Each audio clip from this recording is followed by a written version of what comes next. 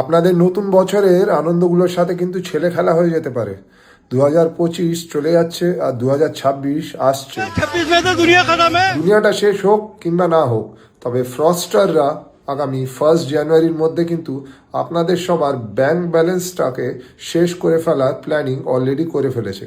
তাই এই ভিডিওটা শেষ অবধি দেখুন, না হলে আপনাদের হ্যাপি নিউ ইয়ারটা কিন্তু স্যাড নিউ ইয়ারে পরিণত হয়ে যেতে পারে।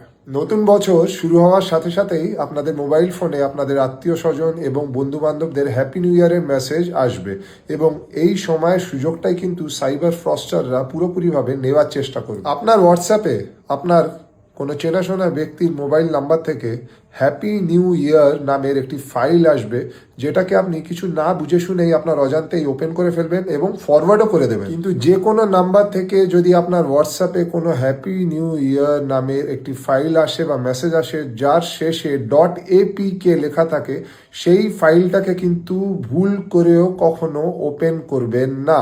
কেননা হতে পারে আপনার যিনি চেনাশোনা ব্যক্তি আপনাকে মেসেজটা পাঠিয়েছেন, ওনার ফোন অলরেডি হ্যাকাররা হ্যাক করে রেখে দিয়েছে এবং সেইখান থেকেই কিন্তু আপনাকে ওই ফাইলটি তারা পাঠাচ্ছে।